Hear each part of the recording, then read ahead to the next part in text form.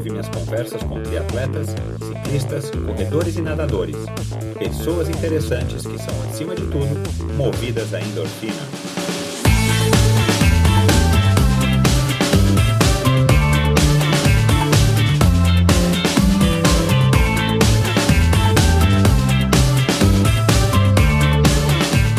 Olá pessoal, bem-vindos a mais um Endorfina.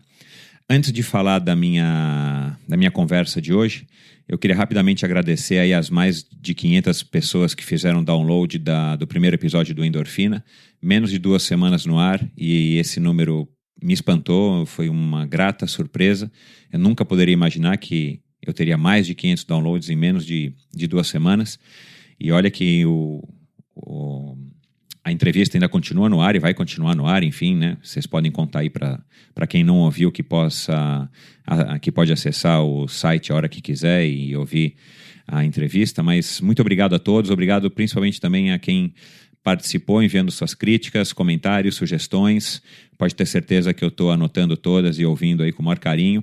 E quem não enviou nada, não participou ainda, sinta-se livre, participe. Eu estou esperando isso. Então, use o Michel, @endorfinabr.com ou as redes sociais, no Twitter e no Instagram, a gente está como EndorfinaBR, e participe enviando aí seus comentários, até perguntas, sugestões de entrevistados e por aí vai. Eu ficarei muito grato. Bom, meu papo de hoje foi com o Armando Barcelos, uma conversa muito legal com esse cara aí que é meu amigo aí desde o comecinho, há muitos e muitos anos. E ele, um exemplo de motivação, ele vai contar aqui pra gente como é que ele começou no triatlon, ele vai contar a história de um torneio de natação que ele participou aos 15 anos e que acabou sendo um gatilho, vamos dizer assim, para que ele começasse a enfrentar desafios e a lutar contra obstáculos para vencer na vida. E, como todo mundo sabe, ele venceu esportivamente e pessoalmente, profissionalmente e pessoalmente. Então, uma história muito legal. A gente conversou sobre a infância de garoto asmático, gordinho, mimado. O primeiro triatlon dele, a tal da Corrida Alegre, como foi conhecido o primeiro triatlon, em 1982. Depois as participações dele tanto no Ironman do Brasil como no Ironman de Kona, onde ele deteve por 20 anos consecutivos o recorde de melhor classificado brasileiro, com a 16ª colocação, só agora recentemente que caiu aí esse recorde. Então, muita coisa legal. Vocês vão descobrir que ele é um jogador de ping-pong assim, experiente e viciado. Muita coisa legal, um depoimento sincero e emocionante sobre a amizade que ele tem e admiração pelo Alexandre Ribeiro e também pelo Djalma Madruga, que foi aí um grande triatleta logo após o final da carreira dele como nadador olímpico. Muita coisa legal, com certeza vocês vão curtir. E é isso, pessoal. Aproveitem a entrevista, um grande abraço e bons treinos. Armando Luiz Barcelos da Silva, um dos poucos triatletas brasileiros que fez história não apenas no triatlon curto e no Ironman, mas também no olímpico, participando das primeiras Olimpíadas em 2000 em Sydney, na Austrália. Foi um adversário difícil de bater, mas uma figura inspiradora e divertida. Meu irmão na aparência física, segundo minha própria mãe. Eu acho que eu já te contei essa história, né, Armando? Minha mãe tirou uma foto tua achando que era eu e depois, naquela época de revelar, eu fui revelar as fotos e não era eu, era o Armando.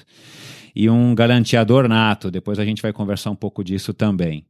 Mas não foi apenas inspiração para mim, mas sem sombra de dúvidas para tantos outros competidores a partir do meio dos anos 1980 e 1990, principalmente, que eu acredito, a gente vai descobrir aqui que foi o auge da carreira do Armando. Bem-vindo, Armando, é um prazer ter você aqui conosco no Endorfina e, enfim, foi difícil a gente marcar, estamos na correria aí os dois, é claro, como sempre, mas que legal, que deu certo e eu acho que os nossos ouvintes aí vão curtir um pouco da história sobre a sua ótica. Me diz uma coisa, Armando, como é que foi a sua infância em Niterói, né? Para quem não sabe, você é de Niterói, de Caraí, Armando? Sim, de Caraí, cara, mas antes da gente começar, Michel, Eu acho que a gente explorou muito pouco essa nossa semelhança, né? A gente podia ter explorado um pouco mais isso daí, né, cara? A gente Pois podia ter é. feito um bate-bola melhor aí na nossa adolescência. O joguinho dos E, gêmeos, né? com certeza, cara. Mas com certeza, assim, bom, falando agora de Niterói, cara, Niterói, quando nós começamos, né, realmente era um celeiro aqui por aqui. Isso aqui acho que respirava triatlo. É uma coincidência da vida, né? Porque ninguém planejou isso, muito menos a cidade. A gente descobriu meio que por acaso. Eu particularmente, eu comecei com a natação, assim como o Marquinhos, Fernanda veio da corrida, e a gente se encontrou aí no meio de campo aí do triatlon, e aí a coisa acabou acontecendo, né, com nós três, e depois foi chegando mais, o Garzon veio um pouquinho depois, a Sandra veio morar em Niterói, o Alexandre veio morar em Niterói também um pouquinho depois, o Antônio Chaé, enfim, teve uma legião de bons triatletas aqui que permitiu a gente aí ser taxado aí de capital brasileiro do triatlon durante um curto período aí, de, sei lá, talvez uns 5 anos, um pouco mais. E a gente está Tá bem? falando de quais anos, Armando, para situar aí os nossos ouvintes? Bom, pode falar, cara? Agora é Vamos antigo, hein? embora. Aqui Vamos lá. aqui a gente não pode ter vergonha da nossa idade. Pois é, cara, eu comecei a nadar, na verdade eu aprendi a nadar mais ou menos em 82, mais ou menos, né? Eu tinha lá os meus 15 anos de idade e em maio de 83 foi quando eu fiz o meu primeiro triatlon. Então foi um ano e pouquinho depois de não nadar, depois que eu descobri que eu não servia para natação, falei, cara, eu acho que eu vou. Aí eu descobri, aí chegaram com essa novidade de uma prova que ia pedalar, nadar e correr, que eu não sabia muito bem o que era. Mas como a gente era motivado pelos amigos, né? Um amigo me chamou para inclusive um que veio a se tornar mais tarde o meu próprio técnico, né? O Marcelo Miranda, o Jacaré. Ele falou que ia fazer um triatlo no Aterro do Flamengo, me chamou. E aí, para um pouco de surpresa minha, porque eu já corria bem naquela época para nadador, né? Não para corredor, mas para nadador eu corria um pouquinho bem. Eu ganhei a minha categoria de 15 a 19 anos naquela época. E aí, obviamente, não ganhava nada na natação. Fui fazer o primeiro triatlo, ganhei alguma coisa, falei, esse é meu esporte, vou ficar por aqui mesmo. Claro, E foi o que aliás, aconteceu. só um parênteses, Armando, naquela época, que também era a minha época, a gente não entrava no esporte pelo triatlon, né? A gente não nascia, entre aspas, triatleta. A gente era ou da natação, a gente vinha do ciclismo, era menos comum, mas principalmente da natação ou da corrida, né? Que foi o seu caso, o meu caso, o caso da Fernanda e de tantos outros. Hoje em dia a molecada já cresce querendo ser triatleta, né? Mas vamos lá.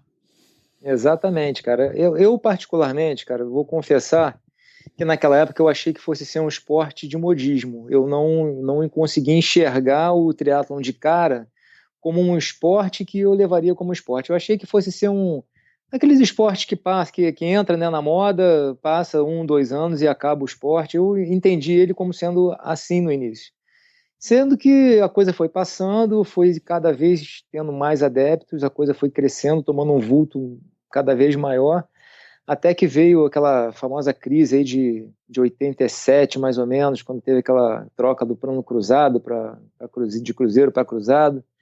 E aí, como o triatlon ele sempre foi muito assintótico à questão econômica do país, então, quando veio essa crise aí de 80, se eu não me engano, 88, 89, se eu não me engano, Eu vou dar uma pesquisada que depois praticamente eu o não me triatlon lembro. inexistiu. Eu me lembro bem que nessa época a gente costumava ter em torno aí de, sei lá, de 8 a 12, 15 provas por ano. Nesse ano em específico, a gente teve exatas 6 provas no Brasil inteiro, no ano inteiro. Quer dizer, ele praticamente inexistiu durante 1 ano e meio, mais ou menos, e depois, com força, voltou em 90 e aí não parou mais de crescer. Enfim, se é que a gente considera que está crescendo até hoje. Isso, nós vamos falar um pouquinho disso aqui para frente. Alô? Vamos falar um pouquinho disso aqui para frente, Armando, mas só para voltar aqui que a gente passou aqui o que eu queria saber. Como é que foi a tua infância em Niterói? Assim, né, de onde você vem, como é que era a tua família, a tua rotina, tinha muito esporte? Como é que era aí a tua infância? Como é que foi o Armandinho em Caraí? Cara, o Armandinho era mimado e gordinho, né? Minha avó, fui criado por vó, né? Meus pais sempre meu pai, principalmente, ele trabalhava como engenheiro e rodou muito o Brasil, ficou no Amapá durante um bom tempo, e eu ficava aqui por causa dos estudos, né, porque os estudos lá não eram muito fortes. Então, eu, quando pequeno, sempre fui meio caseiro, minha avó super protetora, não saía para nada. Enfim, eu era muito. Não tinha tanta liberdade, não tive uma infância muito aberta, assim, de ir para a rua, essas coisas todas, né? Criado em prédio mesmo. Mas desde cedo, cara, eu sempre gostei muito de esporte, embora eu internamente, dentro de mim, sempre me considerei com muito pouco talento, né, com essa parte esportiva. Mas assim, eu acho que o meu grande talento não era para o esporte. O meu grande talento sempre foi minha força de vontade. Se eu puder me classificar, assim, como brotou o meu talento brotou pela vontade que eu tinha de ser bom em alguma coisa. Que E bacana. na verdade, eu não programei nada, né? Simplesmente a coisa foi acontecendo e quando eu enxerguei uma oportunidade de ser bom em alguma coisa, eu me agarrei. Bom, bola eu tentei jogar, eu era sempre o último a ser escolhido. A coisa Eu foi idem. andando. Pois é, então eu me destaquei em dois lugares, né? Primeiro, como a gente já conversou até a gente já conversou até um pouco fora aqui do microfone, eu sempre tive uma queda aí pelo ping-pong. Eu sempre falo que caso eu não fosse triatleta, eu acho que eu ia ser mesa tenista se eu tivesse algum solo próspero aí para prosperar nesse sentido. Mas aí eu comecei a nadar com 15 anos, aprendi a nadar, na verdade, com 15 anos. Só para a galera que entende de natação, com 15 anos de idade, eu dei um tiro a 100% de 100 metros saindo de cima, e eu fiz o estonteante tempo de 1,29 e fui penúltimo na competição que eu participei. Essa foi a minha primeira competição de natação. Então, assim, Meu Deus do céu. 1,29, né? E isso com 15 anos aprendendo a nadar. Um ano depois, eu caí dentro d'água na mesma piscina e fiz 59 segundos, que já era considerado nada de espetacular, mas para minha idade não era nada de espetacular, mas já era um tempo que dava para apresentar alguma coisa para a família, por exemplo. Não, para um não nadador tá excelente 59. Não nadador no sentido de que não é um moleque que estava na piscina desde os 8 anos de idade, né? E Exatamente. esse um ano eu aposto que você treinou muito, né? Cara, quando eu comecei a treinar, na verdade, eu entrei dentro da água, comecei, assim, a minha história com a natação, eu sempre fiz natação por causa da minha asma e aquela vaidade de adolescente, de querer ficar com o corpo um pouco melhor, eu era meio gordinho, barrigudinho. Eu falei, não, eu vou fazer natação que eu aproveito e melhora a minha asma. E aí eu treinava, né, de 2 às 3, né, era o meu horário de nadar. E teve um dia que eu cheguei atrasado na natação e tive que cair de 4 às 5. E aí eu fui lá, eu pedi pro professor para cair, que eu não podia ir de 2 às 3, e aí caí de 4 às 5. Só que 5 horas em ponto começava a equipe a nadar. E aí, cara, eu nunca tinha visto aquilo de perto, né? Então eu caí dentro da água, fiz o meu treino lá de, sei lá, 1.000 metros, 800 metros. Quando eu tô me enxugando, eu vi os caras chegando, eles alienígenas pra mim, né? Chegando, porra, entrando dentro d'água, porra, e os caras, eu fiquei vendo, eu vi o treino deles todos. Eu Que era fiquei a de turma 5 a principal, vamos dizer. Isso, eles treinaram de 5 às 7. Eu fiquei sentado ali vendo de 5 às 7 eles nadando. Em qual clube, Eu Armando? tava no Clube Regata Sicaraí, que era do lado da minha Ah, casa, né? legal. E aí eu, porra, falei, cara, eu quero isso. Agora eu quero nadar igual esses caras aí, quero nadar, porque eu já tinha feito a competição, né, como entusiasta ali para 1,29. E eu não acreditava, porque no treino os caras faziam 1,9, 1,10 naquela época. Eu falei, cara, como é que pode uma coisa dessa? Não pode, não tem explicação. E quer dizer, uma coisa que é super normal para quem está treinando hoje, fazer 1,9, 1,10 enfim. Mas Mas naquela época, para mim, 1982 a gente não tinha nem referência, né? Você não tem não como tinha, olhar, não cara. tem como saber, a não Tinha, ser nas competições onde havia, enfim, o intercâmbio, né? não tinha internet, né? A gente não tinha, não dava para você ver na televisão isso, era só ao vivo mesmo. Então aquilo me impressionou muito cara, eu fiquei muito assim, entusiasmado com aquilo tudo que estava acontecendo, era uma coisa nova. E eu falei, eu quero isso aqui para mim. Aí eu fui falar com o meu técnico, falei, cara, eu quero participar disso aí, como é que faz? Aí, aí ele falou a melhor coisa que ele poderia ter falado para mim. Ele me botou, me fez um teste, né? Ele falou, nada aqui, não sei o quê. Aí o cara falou assim, olha só, cara, escolhe outro esporte, cara, isso aqui não é para você. Eu falei, Pronto. tá, Foi o que você pronto, precisava. é o combustível que eu precisava. Aí eu falei, não, cara, mas eu acho que eu vou querer. E assim, na verdade, ele não sabia com quem ele estava falando, não no que tange ao atleta, mas no que tange a insistência, né? E aí ele falou, não, então tá bom, você quer fazer? Quero. Então tá bom, então você vai vir aqui 5 horas da manhã e 5 horas da tarde durante não sei quantos meses lá. E dito e feito, né? Comecei aí, obviamente que ele não ia, eu chegava lá às 5 da manhã, botava a raia, treinava, fazia o treino que ele me passava e voltava de noite para fazer os 5.000 de tarde, e assim foi. Então, enfim, eu fui de 0 a 100 em 2 segundos, né? Porque eu não tinha muito, eu não fiz uma progressão. Eu caí dentro de uma equipe nadando mal, eu comecei nadando numa equipe de petis, eu tinha 15, 16 anos, nadava com a garotada de 8, 9 anos de idade, que é onde eu conseguia me encaixar. Só que esse 8, 9 anos de idade já nadava ali seus 3.500, 4.000 metros. E eu comecei ali tomando pau dos moleques, só que eu, por ser maior e mais forte, obviamente que eu comecei a melhorar um pouco mais, até que eu consegui atingir meu objetivo, cara, que era chegar na equipe principal, que eram aqueles alienígenas que quando eu estava lá na piscina no início, e aí já tinham passado mais ou menos um ano, mais ou menos. E assim, fiquei muito aí eu comecei a entender que era possível. Mas mesmo naquela época, dentro da equipe, existiam abismos, né, entre eu e com todos os outros participantes ali da equipe. Eu sempre fui a ovelha negra ali por ter começado tarde, enfim.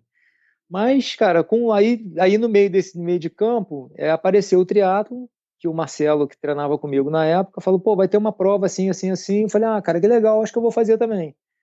Aí eu falei, pô, na verdade, eu já nado, né? A gente O nadava Marcelo naquela época, sei Miranda, lá, né? Já. Marcelo Miranda, Aham, é o famoso jacaré. aham.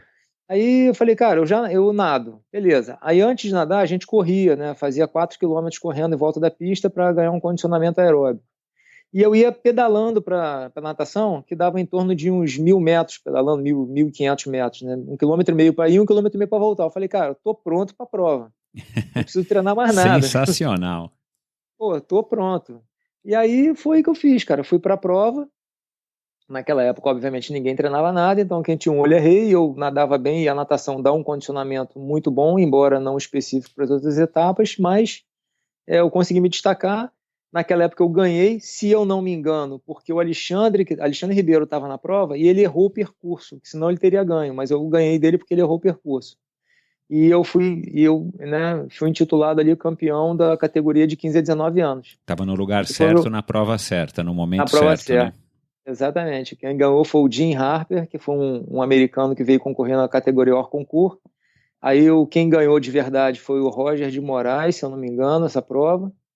Enfim, e aí o Beto Dolabella já estava lá, mas enfim, aí uma coisa.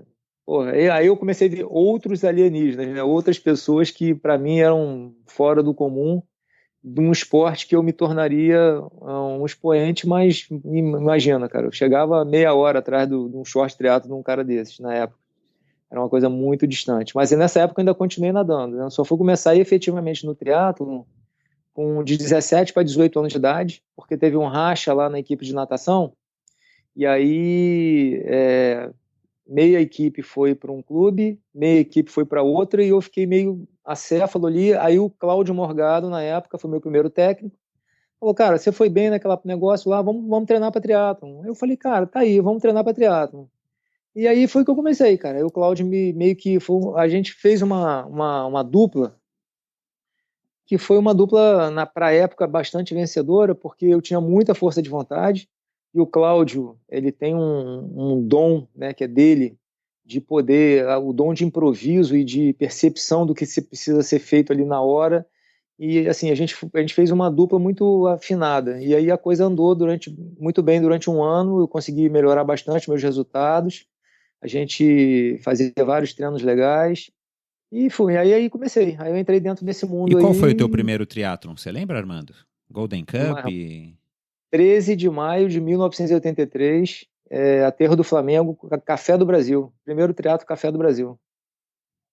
Foi E, o primeiro triatlon na ordem do triatlon do Brasil, em maio de 83. 13 de maio de 83. peraí, esse foi o primeiro triatlon? Na ordem, né? Natação, ciclismo, corrida. Porque antes desse teve a tal da Corrida Alegre, que era, se eu não me engano, era ciclismo, natação e corrida. Era Não, uma ordem diferente. eu acho que era natação, corrida e ciclismo, não é? Pode ser. A Eu gente não vai me receber recordo. aqui em breve o Dolabella, a Fernanda Keller Não, ele vai falou falar com certeza, que ele fez essa prova. assim, se eu não me engano, pelo que eu já conversei com ele, e eu acredito que ele tenha sido o primeiro vencedor, quer dizer, o vencedor do primeiro triatlo no Brasil, e a gente vai publicar aqui, enfim, eu vou confirmar isso com ele já já, mas ele cruzando a linha de chegada em primeiro lugar, pedalando. Né? Aí não tem faixa, não tem nada, é como se fosse um sprint, e ele não ganhou no sprint, ele ganhou escapado. Mas legal, a gente vai confirmar isso, por isso que o Endorfina está aqui, para a gente também tentar colocar limpo aí a história do triatlon e de fato contar ela, né, com a lembrança de cada um de vocês, a gente vai chegar num denominador comum. Mas e aí, Armando, como é que foi você lembra das distâncias desse primeiro triatlon em 13 de maio de 83? Cara, eu acho que era 1.000, acho que era 1.000, pô, Michel, não lembro. Eu lembro que era 1.000 nadando, Já já a gente 30, descobre. Vamos 35 conversar com pedalando e 8 correndo, 10 correndo, uma coisa assim. Era muito próximo a um olímpico, mas não era exatamente um olímpico, não. Ah, legal. E aí, qual foi a sensação? Conta aí pra gente enfim, como é que foi aí um nadador, enfim, tardio. Pois cara, né? Qual foi a experiência? Você lembra, assim, como é que foi, tipo, você fez o primeiro triatlo, eu tenho na minha memória exatamente no meu primeiro triatlo em Aquidauana, lá em Angra, em 88, eu lembro direitinho qual foi a minha sensação de cruzar a linha de chegada de um short na época. Legal, né? É muito diferente, porque, assim, a natação, obviamente, por eu ser nadador naquela época, se eu não me engano, eu saí já entre os 6 da água, o 10, mas saí bem colocado. A bicicleta eu não sei porquê, mas até hoje eu tenho essa teoria, né? Todo mundo que nada bem tem uma tendência a pedalar bem. É uma coisa meio que natural de quem vem da natação em relação ao ciclismo. É só meramente uma questão de tempo e treino e adaptação, mas... talvez porque ciclismo talvez seja o esporte dos três, talvez o esporte menos técnico.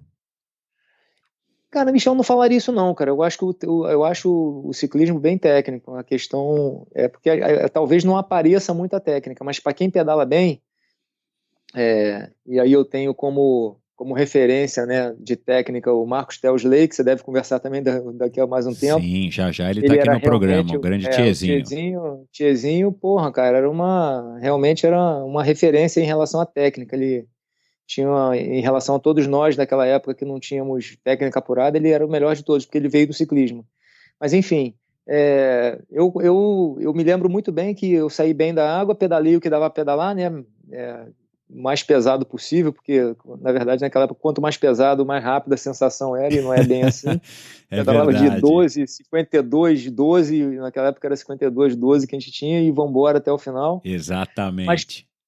Mas quando eu botei o pé, eu me lembro bem dessa questão, quando eu botei o pé no chão para correr, cara, parecia que eu tava com 2 sacos de cimento de 50 quilos em cada perna e igual um Robocop. E essa sensação eu me lembro muito bem. Uma coisa impressionante. Eu acho que todo mundo que faz triatlon já sentiu isso, né? E isso ficou muito na minha cabeça. E isso aí só vai passar depois de várias provas, de vários treinos de transição para acostumar com essa sensação. Concordo com você. E aí, enfim, aí eu cruzei a linha de chegada, não sabia qual era a colocação, foi uma surpresa eu ter ganho a minha categoria na época, mas aquilo ali me deu um impulso muito grande para continuar dentro do esporte. Bacana, cara, que legal. A gente vai receber sim o Marcos Tel. O que eu acho, só para complementar aqui a tua opinião, Armando, eu acho que o ciclismo é técnico, aliás, eu sei que o ciclismo é técnico, mas eu acho que, comparativamente com a natação, né, enfim, é muito mais fácil você aprender a pedalar do que você aprender a nadar, né, enfim. Não tenha dúvida. Mas a corrida, essa história de que todo mundo sabe correr e tal, que a gente nasce, enfim, correndo, né, qualquer moleque sabe correr, mas eu acho que por conta dos grupos musculares envolvidos, do nível de esforço que você precisa empregar para ter uma certa velocidade, eu acho que ele requer também muito mais empenho e muito mais treinamento do que a bike, por isso que talvez grandes nadadores ou bons nadadores se tornem rapidamente bons ciclistas. E a gente pode lembrar aqui do Djan Madruga, né? Naqueles OSTS, aquela série Rapaz, de triatlon. Djan, cara. Ele É o nadava Djan, cara. super bem, pedalava, né? Segurava no pedal e na corrida ele ia perdendo, mas mesmo assim, às vezes ainda dava para ganhar alguma prova, né? O Djan, assim, eu costumo classificar, né, dentro do que a gente entende como esporte competitivo, atletas, né, atletas, bons atletas, atletas em nível brasileiro, atletas olímpicos, atletas medalhistas olímpicos e atletas recordistas olímpicos. Para mim, na minha cabeça, é assim que funciona. Eu tive o privilégio de ser atleta olímpico, né? Então tinha mais 3 níveis para cima, né? Então o Djan, ele não sei, ele não chegou a ser recordista, mas ele foi um medalhista olímpico. Isso para mim cara, Nos 1.500, Armando? ele nadou os 1.500, ele fez 15,19 nos 1.500, né, na época, né? Isso daria Animal. 1 em 1, é um animal, cara. Isso aí, pô, acho que também foi um recorde que durou, acho que quase 25 anos para ser batido. Foi uma coisa absurda também, foi um tempão. E se eu não me engano, quem bateu, não sei se foi o Luiz Lima, mas se não foi o Luiz, foi, enfim, demorou muito tempo para ser batido. E o Djan, com toda essa bagagem que ele veio da natação, que para fazer 15,19 numa piscina longa em 1.500, não pode ser uma pessoa normal fisicamente, né? Tem que ser uma pessoa completamente superdotada. Exato. E ele pegou e, cara, transformou isso para bicicleta, né, com toda a compreensão, com toda a inteligência esportiva que ele tinha em relação à natação, ele jogou essa inteligência para compreender o que era o esporte do ciclismo, compreendeu muito rápido, abraçou isso muito rápido, pedalou como ninguém, era um que conseguia pedalar junto com o Mike Pigg. Você imagina, na época o Mike Pigg era o cara, né? Não tinha ninguém que pedalava junto com ele. E ele já pedalava próximo ao Mike Pigg ali, só perdia na corrida porque não tinha assim tempo de corrida ainda para poder correr junto. Mas deu muito trabalho para o pessoal lá fora, né? Quando ele chegou no triatlon. E foi uma grande, acho que foi talvez junto com o Roger de Moraes naquela época, uma das grandes referências aí do nome do triatlo nacional. Legal. E Legal. provavelmente do triatlon americano, principalmente, porque eu posso estar enganado, mas eu não acredito que tenha havido muitos atletas olímpicos e medalhistas olímpicos participando do triatlon no começo, ali entre 1980 Não, até verdade. 85, né? É verdade. Legal. E como é que surgiu o Ironman, Armando? Você foi, né, para quem não sabe, o Armando foi campeão de 2 Ironman aqui no Brasil em 1989 e 1990. Como é que surgiu aí o Ironman na tua vida? Bom, Michel, aí é o seguinte, desde o início, a gente não tinha muita noção do que era treinamento. Então, o Cláudio, na época, a gente tateava algumas coisas, mas a gente priorizava muita distância, né? Meus treinamentos foram sempre muito cavalares em relação à distância. Só por curiosidade, uma vez a gente, vamos fazer uma longa, tá? Pô, eu fui de Niterói a Friburgo e voltei. Niterói a Friburgo são 127 quilômetros. Então, ida e volta dá 54. 254. Não, e assim, cara, pô, com 2 bananas e cheguei lá, tomei uma Coca-Lito e voltei, né? Daquele bem. Não tinha nenhum shake proteico? Não, que shake, cara. Não, ainda fui eu e Deus, né? Sozinho. Eu e Deus. Cara, assim, era completamente amador o negócio. Fui, pô, quebrei um pedal, furei não sei quantos pneus, cheguei, foram 10 horas e lá vai fumaça pedalando, mas completei o percurso. Então, assim, meus treinamentos sempre foram muito longos, muito, muito longos. Eu nunca saía de casa para pedalar menos de 3 horas, nunca saía de casa para correr. Eu corria pouco porque eu não podia correr porque eu tinha canelite naquela época, eu corria muito pouco. Então, isso me deu uma bagagem muito grande. Então, quando a gente começou a querer esboçar, fazer um triatlon, né, fazer triatlon um pouco mais longo, na verdade, eu já estava pronto, porque eu já treinava praticamente para uma prova de longa distância sem saber, né? Eu não tinha essa noção. E aí na verdade, eu estava treinando a Fernanda logo depois que eu parei de treinar com o Cláudio Morgado, eu fiquei um período treinando sozinho e a Fernanda me chamou, né? Pô, mano, vamos treinar lá com o Paulo Figueiredo, que, porra, cara, é um cara excepcional, é um fisiologista desses gênios, né, que aparecem na vida da gente. Fernanda me chamou, fui lá treinar com o cara. Outra curiosidade também, né, falando um pouquinho do Paulo Figueiredo, eu cheguei lá no primeiro dia que eu fui treinar com o Paulo, ele virou para mim e falou assim: Armando, a gente vai fazer 10 tiros no minuto, descansando, sei lá, 4, 5 minutos entre um tiro e outro. Falei, pô, Paulo, você me fez vir de Niterói para cá para fazer isso, cara, isso são só 10 minutos de treino. Ele falou, não, cara, vamos fazer só isso aí, porque a gente vai fazer forte, não sei o quê. Não, eu falei, não, cara, mas eu tô acostumado a treinar, cara, eu pedalo 3 horas, 4 horas, não pode ter problema, pode botar pra fazer mais. Não, vamos fazer só isso. Falei, pô, pau da vida aqui, né? Falei, pô, saí de Niterói, pô, andei 1 hora de carro pra vir aqui fazer 10 minutos de treino. Aí, pronto, fiz o primeiro, né? A perna inchou e tal. Aí fiz o segundo, a perna inchou mais um pouquinho, os 4 minutos já pareciam ser 3,5. No terceiro, 4 minutos já parecia ser 2 de intervalo. E, cara, eu sei que eu cheguei no quinto, sexto tiro, eu falei, cara, eu não vou completar o treino, porque realmente o esforço era muito grande, porque ele realmente estava potencializando um treinamento de força e para a gente tentar aumentar um pouco essa parte aí anaeróbica. Não chega a ser anaeróbico porque é 1 minuto, mas era bastante exaustivo e para esse objetivo o treino era bastante eficaz. Enfim, eu sei que eu fiz os 10 tiros, fui para casa, dormi a tarde inteira. Depois de 6 meses, né, fazendo tipos de treino próximos a esse, um pouco mais forte, eu ganhei minha primeira prova, que foi o Ironman que o Cid promoveu lá em... Na verdade, não foi um Ironman, né? Foi 30, 120, 30, 3, 120, 30. Mas que foi chamado de Ironman do Brasil. Isso, foi o primeiro Ironman do Brasil. E aí, logo depois, no ano seguinte, teve o Ironman do Djan, que eu também participei. Então, 89 foi do Cid e 90 foi o Djan Madruga já organizando as provas. Isso, exatamente. E aí eu acho que, se eu não me engano, cara, eu acho que eu ganhei essa prova. Eu ganhei 2 Ironmans, eu ganhei esse... ganhou 89 e 90, pela minha pesquisa aqui.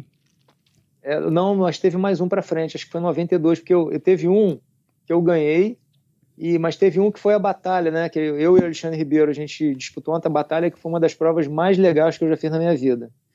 Fala um pouco dessa prova aqui, então, porque isso eu não achei, cara, aqui. Essa prova aí, cara, foi uma das provas mais legais, cara. A gente largou junto, o Garzon estava na prova também, o Garzon saiu um pouco na frente da água, foi embora na bicicleta, e aí eu saí um pouco mais atrás, porque eu passei meio mal, acho que eu tinha me alimentado demais, dei uma vomitada dentro da água, e depois vomitei um pouco no início do ciclismo. Aí o Marcelo, eu já estava treinando com o Marcelo nessa época, Marcelo Borges. Aí o Marcelo, acabou o metrô, vamos parar então. Eu falei, não, para não, vamos embora. Aí eu pedalei mais um pouquinho, furou meu pneu. Aí nisso o Alexandre passou. Alexandre foi embora, nem via mais Alexandre na pista. Aí eu troquei o pneu, aí, falei, não, cara, vamos continuar, tem muita prova ainda. Aí continuamos, aí, cara, eu fui pegar o Alexandre lá no quilômetro 150, mais ou menos. Aí pedalamos um tempo junto, quando a gente desceu a grota, o Alexandre furou o pneu. Aí eu continuei. E aí eu entreguei a bicicleta, peguei o Garzon no finalzinho, entreguei a bicicleta na frente, e aí era o meu dilema, porque o Alexandre estava uns 3, 4 minutos atrás, e o Alexandre corria muito mais do que eu, mas muito, naquela época não dava para competir com o Alexandre. Eu falei, cara, eu só tenho uma chance, eu vou dar um tiro de 21 quilômetros, e depois seja o que Deus quiser. E foi o que eu fiz, cara, botei o pé no chão, dei um tiro de 21 quilômetros, aí consegui abrir 7 minutos do Alexandre. Aí depois dos 21, obviamente que eu morri, e ele veio me pegando, ele chegou acho que 1 minuto atrás de mim, um pouco menos que isso. Mas eu ganhei a prova, consegui ganhar a prova, literalmente quase morri nessa prova, estava um calor infernal, a prova era em dezembro, no autódromo, era tipo 44, 45 graus, sol de verão, de rachar. Esse Ironman, como os outros, você se recorda, eles eram daqueles que saíam de Angra e iam para o Rio? Ou era só ali na região da Barra, do Jacarepaguá?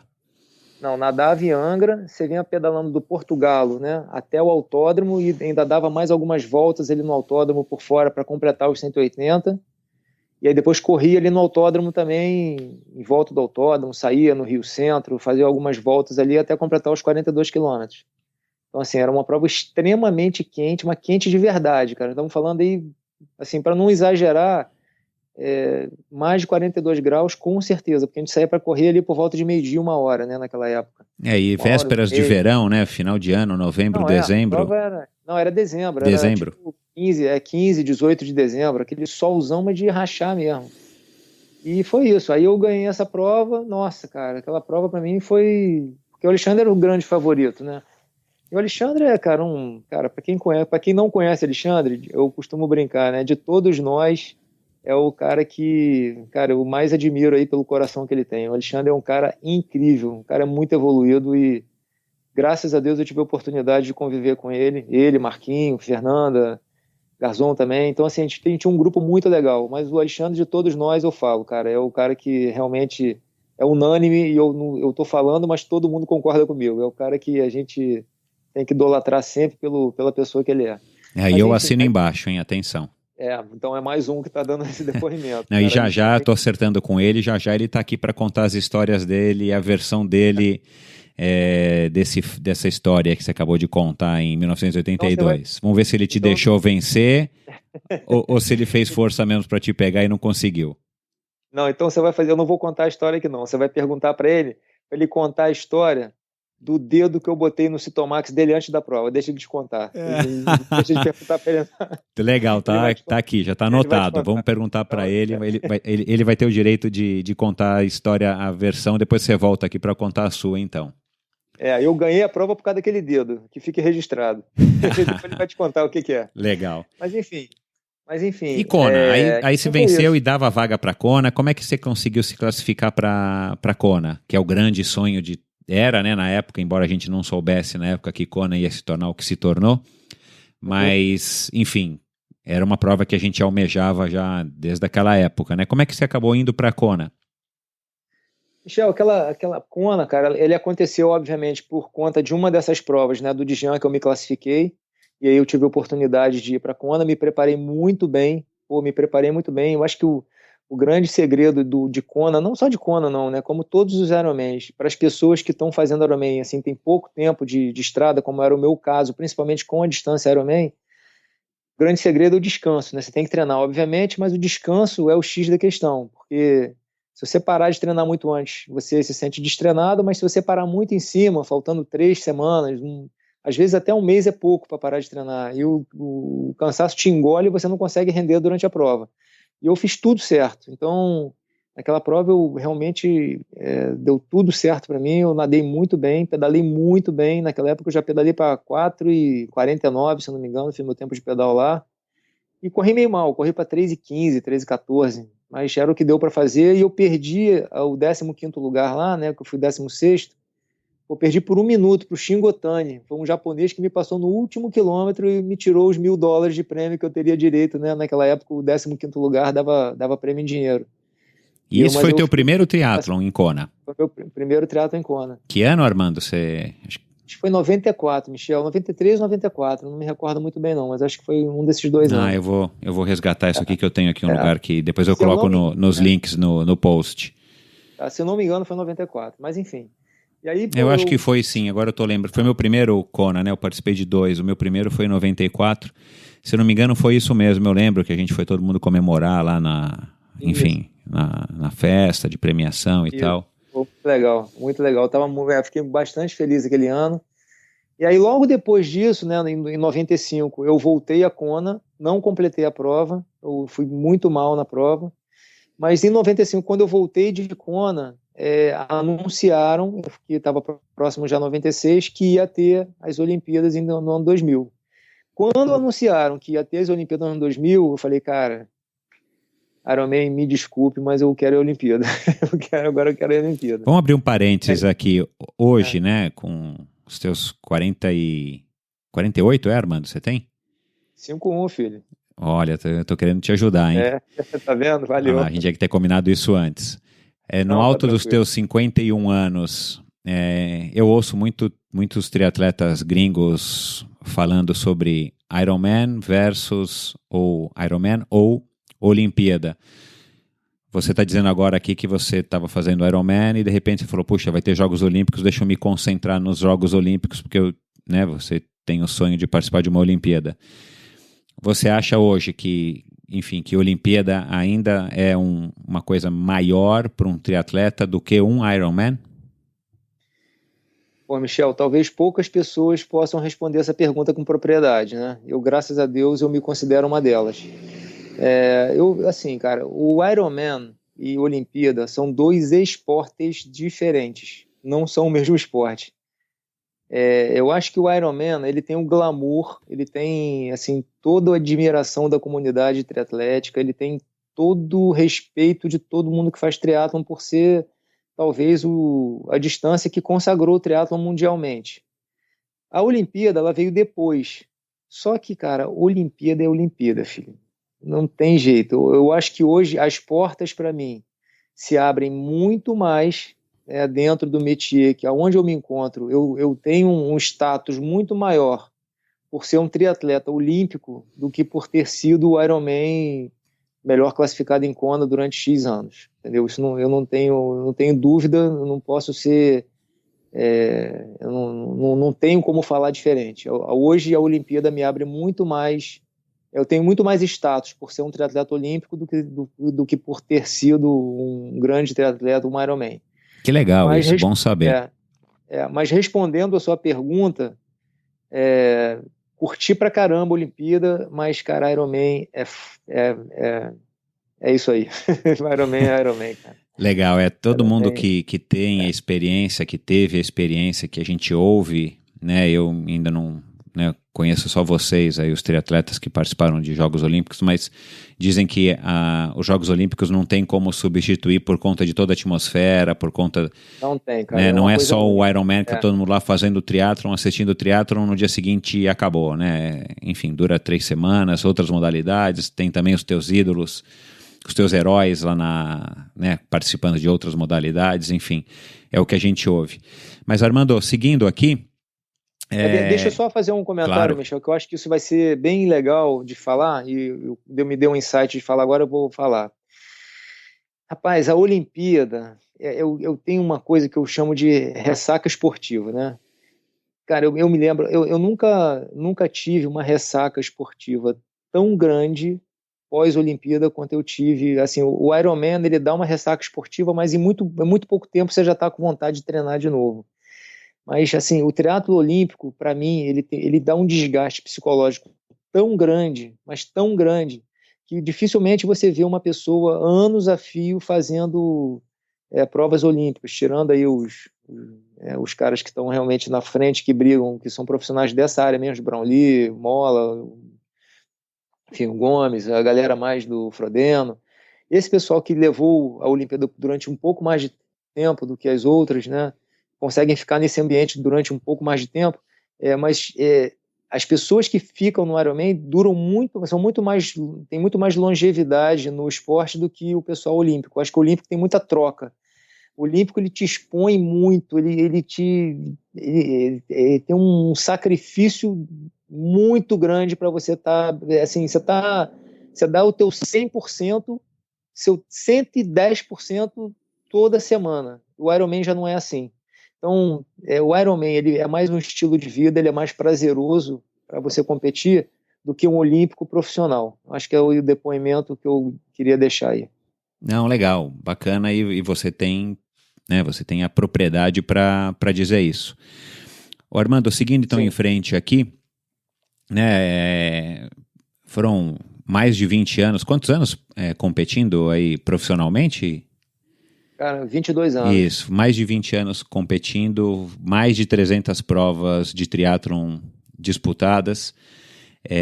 Você deve ter feito prova em tudo quanto é lugar, igual a Fernanda Keller, né? Principalmente no começo, aqui quando o triatlon ainda era menorzinho, tinha prova em tudo quanto era lugar, tinha menos gente participando. Assim, você consegue lembrar de uma prova que foi mais assim, marcante para você e por quê?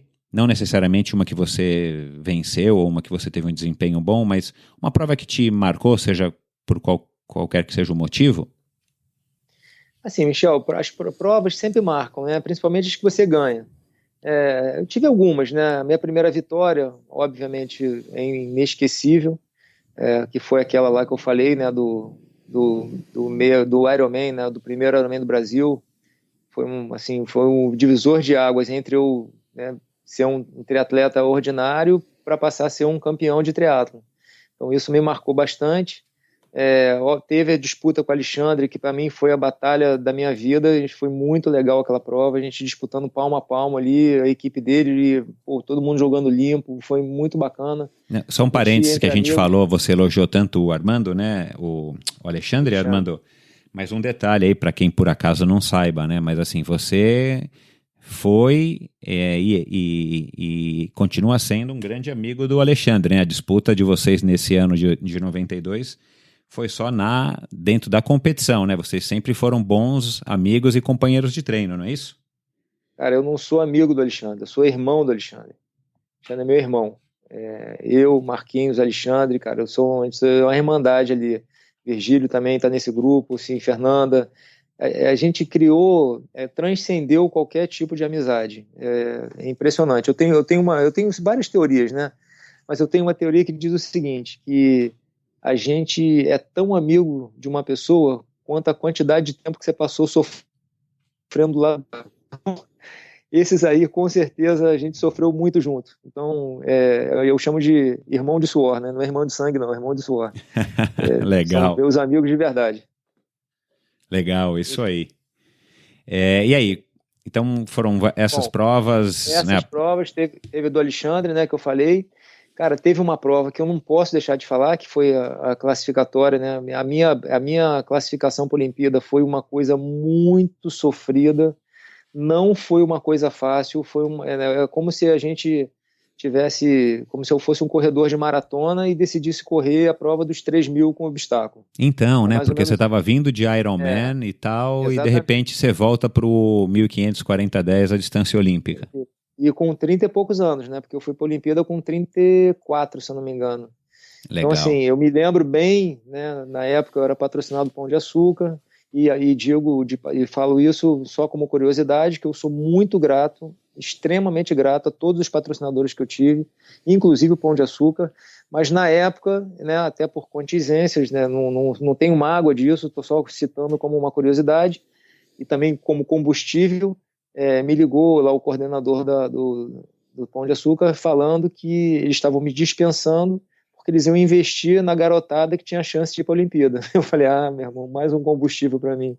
Então tá bom. Como no começo de carreira, né? Exatamente. Eu falei, então tá bom, te vejo por lá.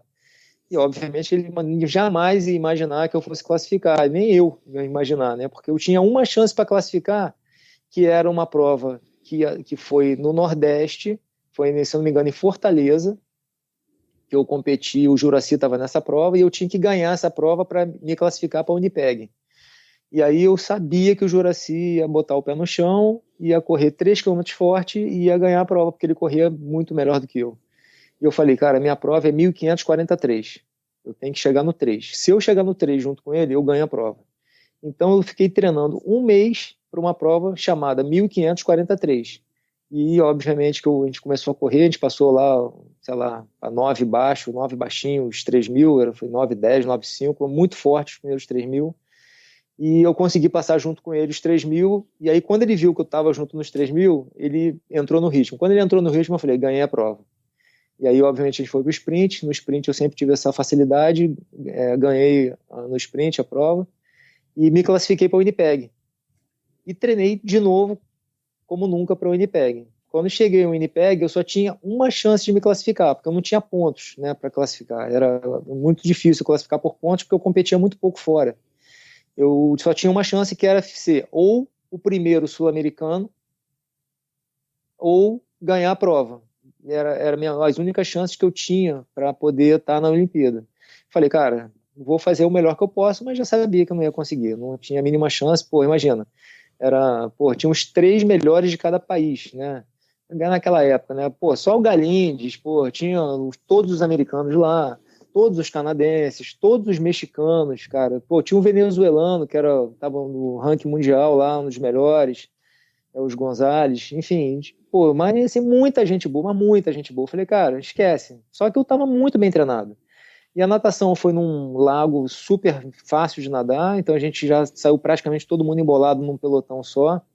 A gente pedalou em volta desse lago, num tapete, e teve uma fuga no final do ciclismo, que eu entrei nessa fuga e fugiram acho que uns 5 ou 6 atletas. E eu saí para correr, tipo, na fuga, assim, de 10 segundos, né? Saí para correr 10 segundos na frente. Aí o Gonzalez, que ganhou a prova no venezuelano, ele pulou logo na frente, mas eu fiquei correndo com ele praticamente até os 4 quilômetros. E aquela sensação de falar, cara, o que que eu tô fazendo aqui, né? Porque, pô, eu tava correndo na frente do Leandro, na frente do Galindes, na frente de várias outras pessoas que corriam muito mais do que eu naquela época. Falei, cara, será que eu tô exagerando no ritmo? Mas eu tava me sentindo tão bem que falei, cara, vou para cima. E fui, e consegui um quarto lugar na prova. Eu fui quarto geral na prova. Só que, para minha surpresa, como o Gilberto Gonzalez já estava classificado pela classificação, por ele estar entre os 10 primeiros... E você não sabia disso?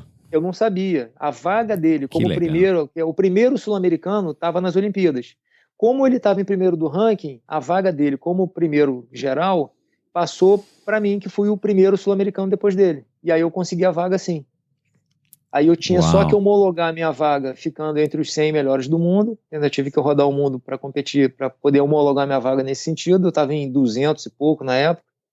Pô, cara, rodei a Baiana lá, fiz uma sequência de viagens aí, competi, se eu não me engano, foi Havaí, Japão,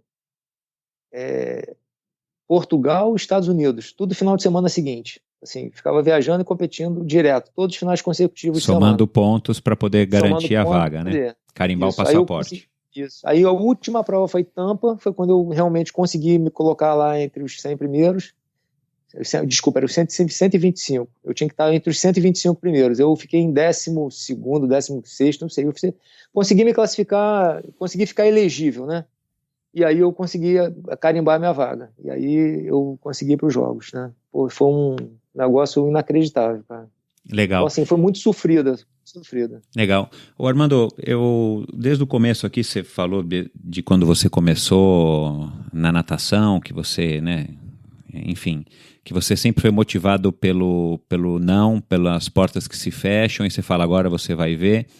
De onde que você acha que vem isso? De onde que você acha que vem esse drive que você tem de estar vencendo esses obstáculos, não só os obstáculos que surgem naturalmente, mas que eventualmente algumas pessoas te impuseram na tua vida? O que você acha que te motiva, ou você sabe o que te motiva? Cara, essa é uma pergunta que eu acho que eu tenho que viver mais 2 vidas para poder responder, porque é uma coisa muito minha, né? É interno. Mas se eu pudesse externar, né, esse tipo de sentimento, assim, Michel, eu sempre fui muito ruim em tudo que eu fiz quando eu era criança, né? Eu nunca me destaquei em nada, nem no estudo, nem no esporte, nem nada, né? E quando eu me agarrei numa coisa que eu consegui ser um pouquinho bom, e nessa época eu escutei uma palestra a gente tinha muitas palestras na escola, né? E naquela época do 3º grau, do 2º grau, e numa das palestras que eu fui não me lembro muito bem de quem foi que dá a palestra, mas obviamente foi um cara que falou uma frase que eu achei muito interessante. Ele falou o seguinte: se você tem sucesso no seu primeiro emprego, você tem 95% de ter sucesso na vida. E eu sempre encarei o triatlo como meu primeiro emprego. E eu falei, cara, eu quero ter sucesso na vida, eu não posso falhar no triatlo. Eu me peguei nessa frase muito forte, e aliado ao que eu tenho de sentimento interno, eu acho que foi a combinação e o combustível que eu usei para me motivar e poder fazer o negócio acontecer. E tem mais uma coisa também, né? Eu sempre fui muito de trabalhar essa parte mental. Depois eu vou falar um pouco desse negócio de parte mental, mas eu sempre trabalhei muito isso internamente comigo, né? E eu sempre fiz um exercício muito legal que eu queria passar para quem está escutando aí. Para fazer. Pode falar, vamos falar disso agora. Me ajudou muito, né? Que era o seguinte, cara, sempre quando eu ia, assim, eu estava muito cansado, e obviamente o cansaço não deixa a gente treinar, ou deixa a gente um pouco desanimado para treinar. Eu sempre me coloquei numa condição de na hora de deitar, eu tentava me imaginar, ou na hora de dormir, ou na hora de acordar. Eu tentava me imaginar com todos os sintomas de que eu vou ter quando eu tiver 90 anos de idade. E o que eu falava para mim é o seguinte, cara, quanto você pagaria com 90 anos de idade para ter 25 anos de idade? Você imagina que você é um cara trilionário. Dinheiro para você não é um problema. Quanto você pagaria para ter 25 anos de idade? E eu trabalhava isso direto em mim, cara. Eu falava, cara, hoje eu tô aqui todo doído, tô com 90 anos de idade, não consigo me mexer, não consigo correr abaixo de 6 por quilômetro, não consigo pedalar acima de 30 de média. E, pô, hoje a minha condição é essa, não enxergo direito, tenho que andar com um bengala. E quanto eu pagaria hoje para ter 25 anos de idade? E aí eu falava, cara, esse dia é amanhã. Quando você acordar amanhã, esse dia você pagou para ter aquele dia, e aquele dia que você tem que fazer valer a pena, porque você só tem um dia nessa idade. Depois você vai voltar para os seus 90 anos. Então no dia seguinte eu acordava com aquela consciência de que aquele dia era o meu dia que eu tinha pago para voltar aos meus 25 anos e treinava tudo que eu tinha que treinar. Então esse é um exercício que eu fazia, cara, e, cara, para mim funcionava muito, porque era realmente o que me fazia eu vencer aquele suposto dia que eu estava realmente mais cansado, ou enfim. Que então, legal, que história bacana, cara. Muito legal. Isso aí eu sempre... E é uma coisa que nunca ninguém falou nada, porque uma coisa que eu sempre tive muita... eu sempre senti muita falta, era de ter um psicólogo esportivo. Naquela época não existia isso, né? Hoje existe, talvez um pouco mais difundido, mas eu sempre busquei ser o meu próprio psicólogo. E os mestres, né? O mestre dos psicólogos esportivos entre nós sempre foi, na minha cabeça aqui, foi o Leandro, né? Que o Leandro também é outra pessoa que, na minha opinião, melhor triatleta brasileiro de todos os tempos. Que me desculpe o Igor, que me desculpe os outros, mas eu sou fã desse cara. O Leandro é realmente fantástico. Eu também vou ter que concordar com você nessa, e já ele vai estar aqui também contando as histórias dele, e principalmente sobre esse lado de meditação, zen, enfim. Sim. Né, que marcou a todos nós na época. Sim. Segundo o nosso amigo Zé Filho, é um monge paraguaio, né? Vamos ouvir essas histórias também do Leandro aí em breve. Armando,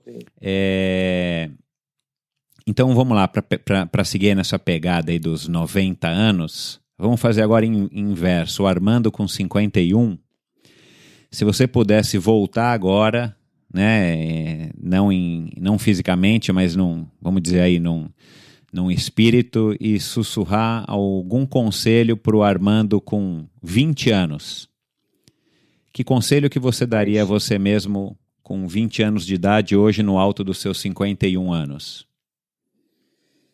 Porra, Michel, eu acho que hoje, se eu pudesse voltar, eu falaria uma palavra para mim só, cara: bom senso.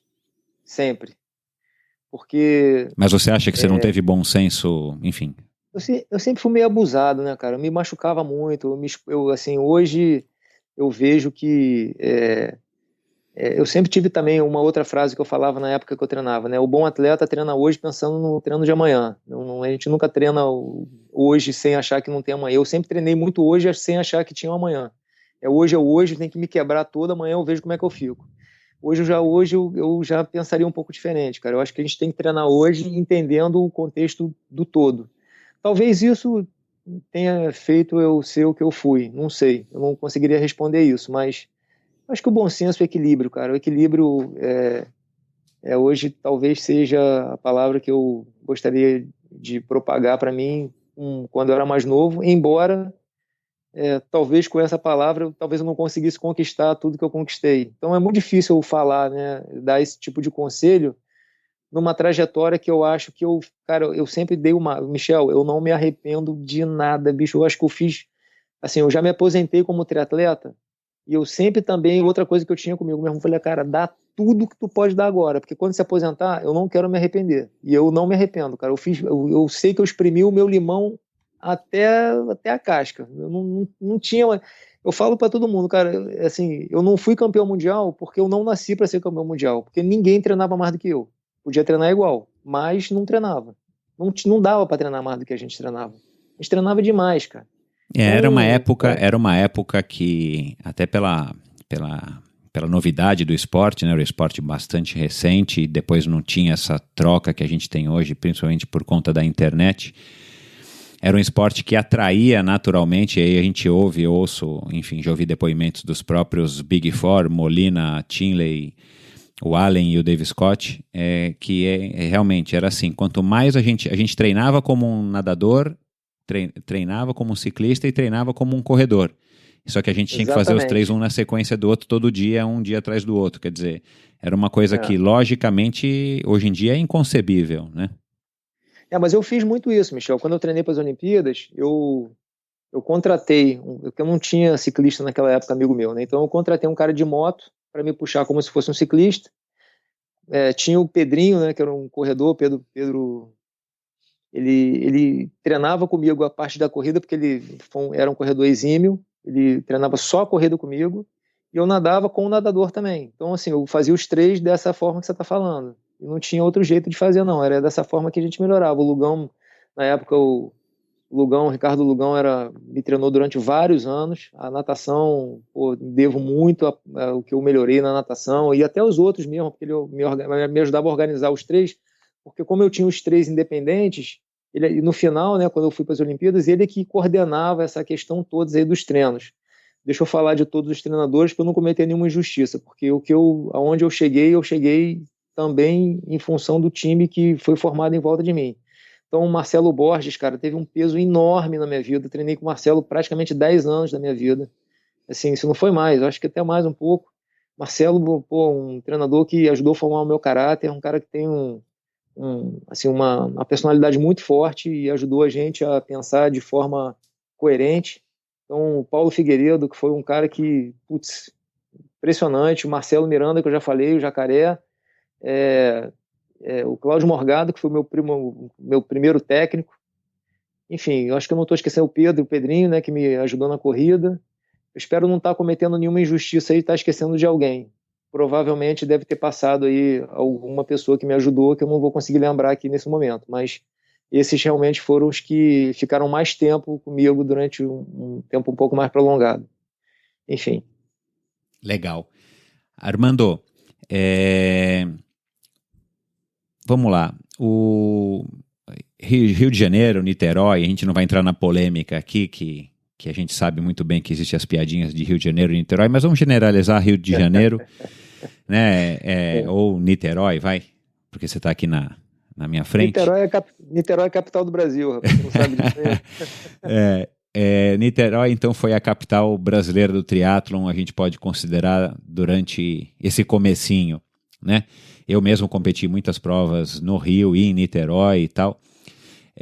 Hoje em dia, o Rio de Janeiro está voltando com o triatlon, né? Você pode me corrigir se eu estiver enganado, mas ele passou um bom tempo, enfim, praticamente fora do cenário brasileiro.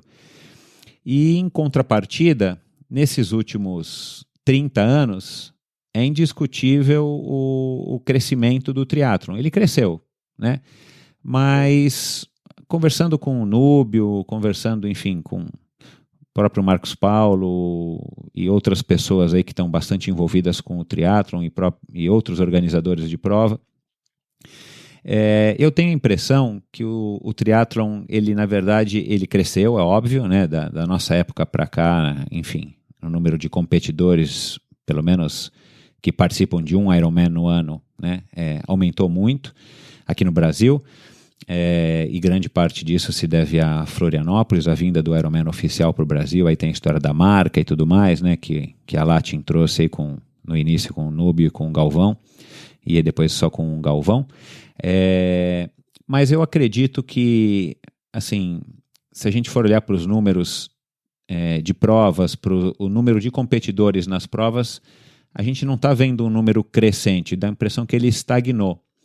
Então, desde a época que o Rio de Janeiro e Niterói foram as capitais aí brasileiras do triatlon, até hoje, assim, qual é a análise que você faz? Qual é a tua visão? Você que tem aí a loja, você que ainda vive indiretamente aí do triatlon, enfim, qual que é a tua visão de uma pessoa que viveu aquela época, passou aí 22 anos dentro do esporte e esses últimos anos também vivenciando o esporte através da Barcelos Bike?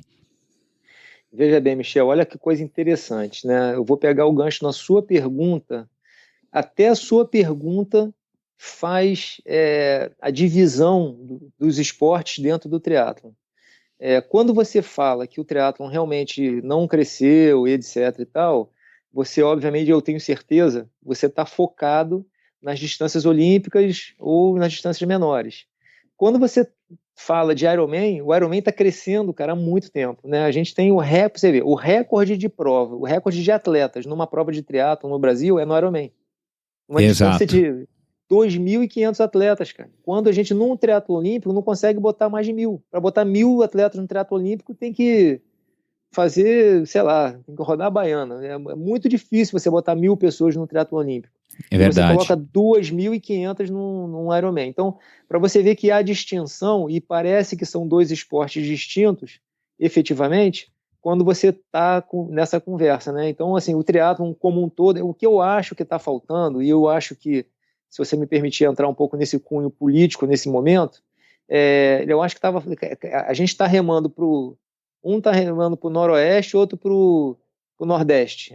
A gente falta alinhar o remo. A gente tem que alinhar o remo para todo mundo ir para o norte.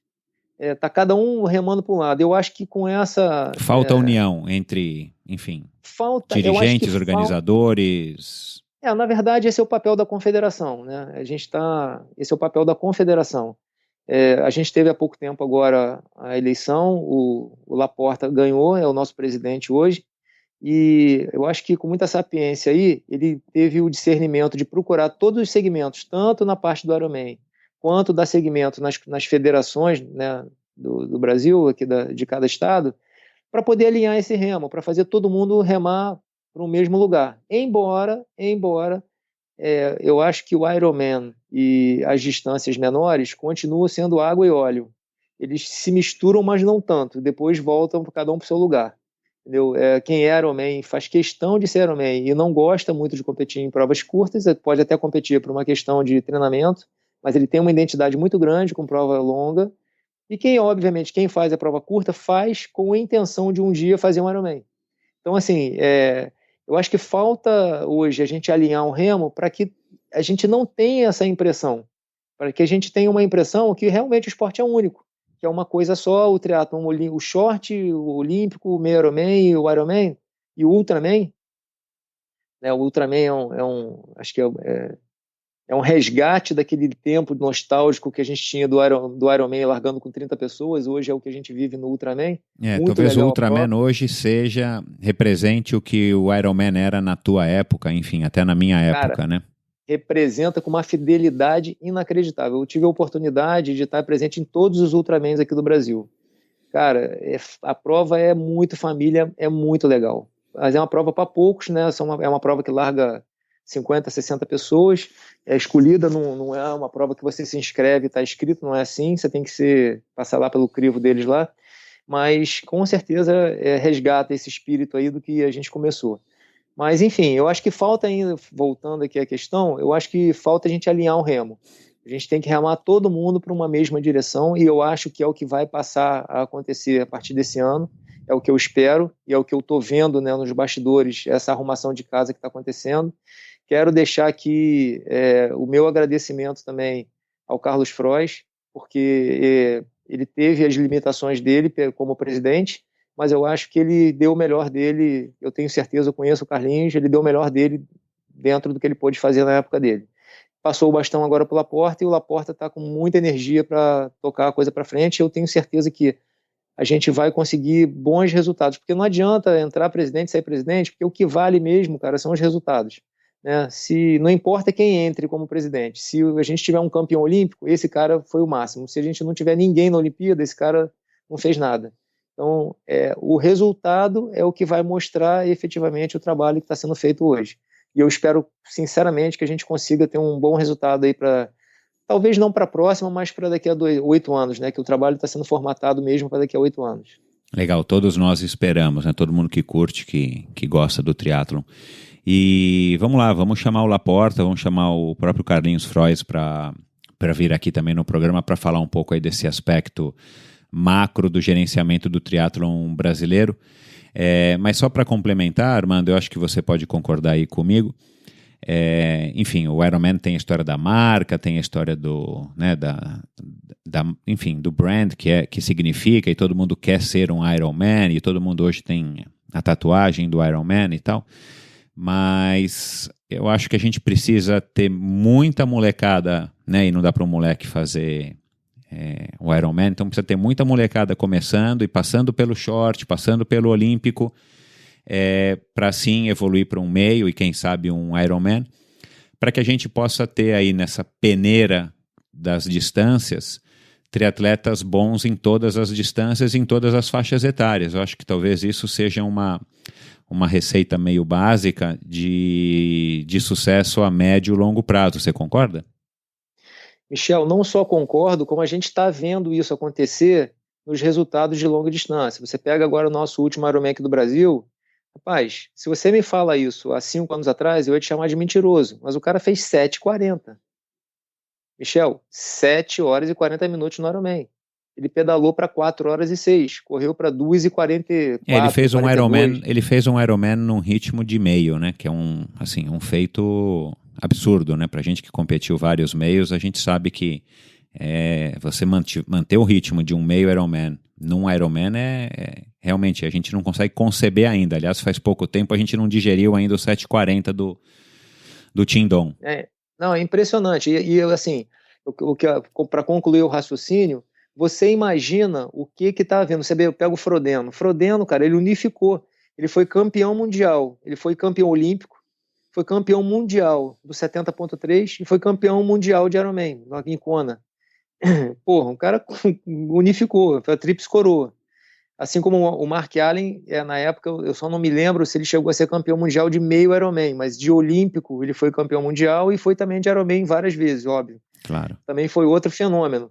Mas enfim... Campeão de Nice mais de 10 vezes, né? Que era o 3, 120 e 30. Mark Allen foi um dos... Para não ser injusto, eu vou falar que ele foi um dos 3 maiores triatletas mundiais, né? Para não ser injusto com os outros. Mas com certeza, se não foi o maior, ele foi um dos 3 maiores.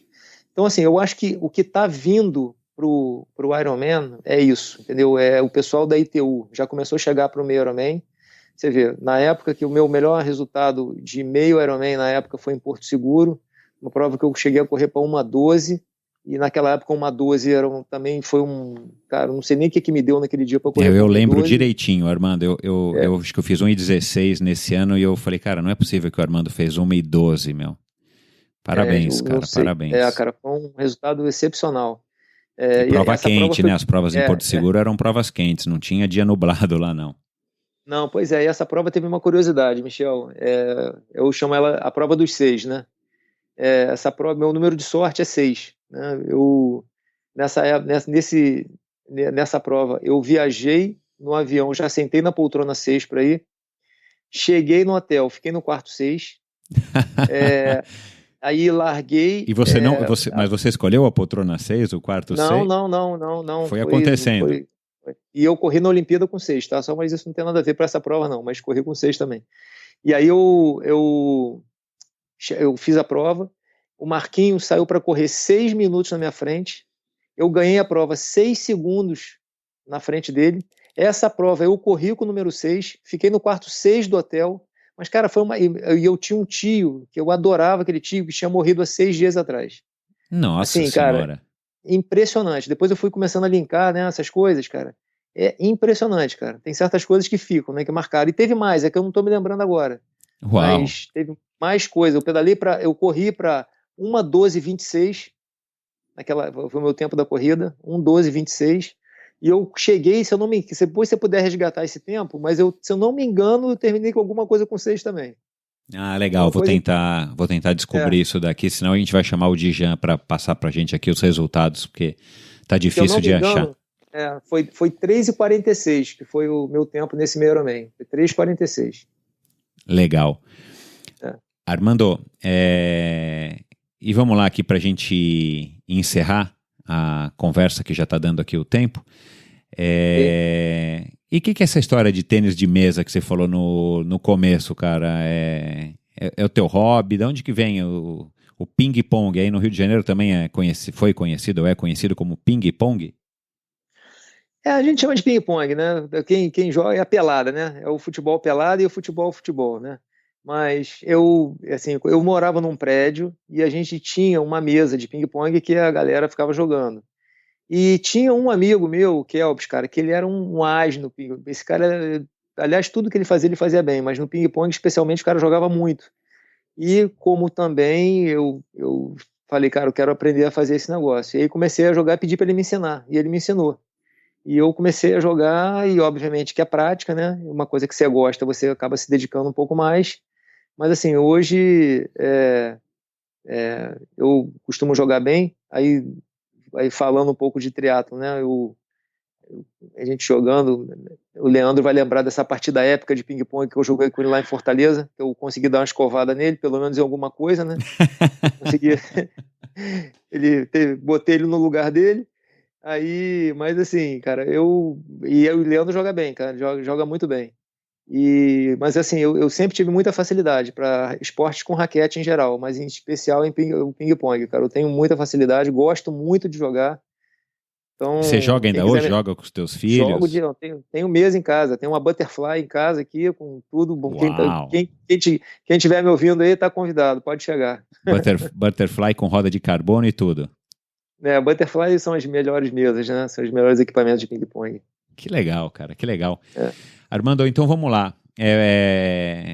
Para quem quiser saber mais sobre você, teus negócios, a loja, enfim, quem quiser agendar palestras, onde que te acham? Qual é o teu site? Você tem redes sociais? Você é da época das redes sociais? Você aderiu às redes sociais? Onde é que as pessoas podem saber mais sobre você e a Barcelos Bike e a distribuidora? Bom, enfim, cara, só para ilustrar, porque muita gente confunde, né? O meu negócio ele começou com a minha loja em Niterói, eu sempre tive uma loja, e aí a gente abriu uma segunda loja em Fortaleza. A gente tem uma loja em Fortaleza, tem a loja de Niterói, e agora a gente abriu recentemente, vai fazendo 3 anos agora, uma loja em Ipanema. Então a gente são 3 lojas. Um degrau acima disso, a gente tem uma distribuidora, né, que é a 3A Distribuidora. A gente representa algumas marcas como Zip, Argon 18, Ceramic Speed, Adamo, BBB, Fuel Belt, enfim, Kinetic. A gente tem algumas boas marcas que a gente distribui a nível Brasil. Tudo marca top aí, pelo que você falou, né? Pelo que eu conheço, tudo marca bacana. São marcas que eu tenho expertise, né? Porque eu sou desse meio. Todas as marcas que a gente tem... Vocês não têm Speedplay, não? Não, cara, Speedplay, cara, é um pedal excepcional, na minha opinião, até um dos melhores pedais do mundo. Só que, assim, a parte comercial do Speedplay, ela não é muito boa. A gente trocou, na verdade, o Speedplay pelo Adamo e a gente foi muito feliz comercialmente falando. Embora eu sou usuário do Speedplay, é um pedal maravilhoso, mas comercialmente ele a gente não conseguiu avançar muito com eles comercialmente. Entendeu? Mas é um excepcional equipamento. Enfim, aí tem isso tudo, essa é a estrutura do meu negócio. Quem quiser me achar, obviamente, na rede social é muito fácil me achar, embora eu não seja um adepto fervoroso aí das redes sociais. Meu telefone, por favor, me liguem, porque eu vivo disso. Quem quiser algum tipo de assessoria nessa parte de bicicletas, eu me especializei nisso, trabalho com isso há mais de 25 anos. Inclusive você vende pela internet, né, Armando? Sim, sim. Bacana. Se precisar de qualquer coisa, só me ligar. Meu telefone aí, para quem quiser anotar, é 021 99639 9781. Por favor, me perturbem para eu comprar bicicletas, fica à vontade. Legal. E qual que é o site da tua loja? É o www.barcelosports.com.br, repetindo S. E Barcelos com 2 L's ou Barcelos com L só? Barcelos com 2 L's e repete o S. Legal. E tem o site da distribuidora hoje, que é o número 3, letra A, né? 3adistribuidora.com.br. Legal. Eu vou colocar os links aí para quem quiser depois no post do programa lá no endorfinabr.com. E, inclusive, para quem quiser, enfim, conversar com você não só sobre bicicleta, mas eventualmente alguém que ouviu aí a conversa e que vai se motivar a te chamar para fazer alguma palestra e tal, pode também te procurar através desse telefone ou do próprio site da loja, mandando e-mail e tudo mais, né? Show de bola. Fica à vontade, vai ser um prazer. Também faço algumas palestras, dependendo do tema, até linkando um pouco de comercial com parte esportiva. Já fiz algumas palestras para algumas grandes empresas aí e, assim, dentro dessa área eu consigo reunir os dois assuntos com muita facilidade, porque eu vivo essa parte comercial muito forte e também a parte esportiva sou eu, né? Eu não consigo me separar disso nunca mais na minha vida. Foi a minha formação. Bacana. Armando, mais uma vez, muito obrigado. Foi um prazer enorme bater um papo com você. Aliás, você também foi e continua sendo um grande amigo. E boa sorte aí nos seus negócios, bons treinos. Você continua treinando um pouquinho, né, Armando? Rapaz, aqui em casa quem não treina não almoça, cara. Eu tenho que... Legal, cara.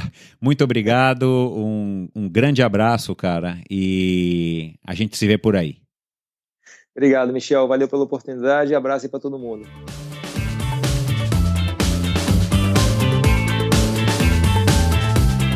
Obrigado por ouvir mais esse episódio do Endorfina. Acesse endorfinabr.com para ver as notas e links mencionados na conversa de hoje.